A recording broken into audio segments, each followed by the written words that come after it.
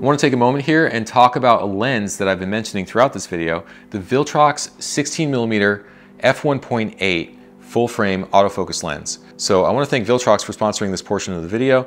I'm going to give you more information about it because I've been super impressed by it. Without this lens, I don't think the film would have had quite the same look because I needed that really wide field of view, and I needed autofocus, and I needed to be able to keep the lens on my gimbal so it couldn't have been too heavy. And thankfully this lens is not so heavy. It's only about 550 grams. So I'm really happy I was able to use this lens for this shoot because it allowed me to get these shots without using a slower lens that would have required a higher ISO and therefore more noise in the image. So now I've got the lens mounted up on my camera and I'm going to show you some of the features. It's got this really cool screen up here that lets you see your focus distance and whether you're in autofocus or manual focus, and also the aperture.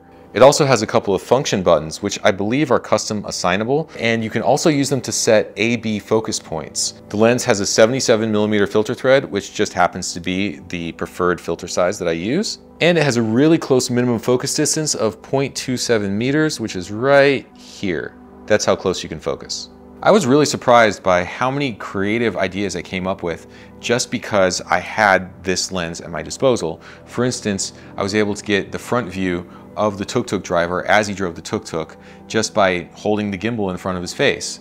Or even this wide shot of the fight scene on the elevated walkways. I was able to keep the ISO low thanks to the f1.8 aperture, which gave me more dynamic range to work with, so you get to see more detail of the city in the background. So if you want to find out more about this Viltrox 16mm f1.8 lens, there will be a link in the description of this video, so go ahead and check that out. Otherwise, let's move on with the breakdown.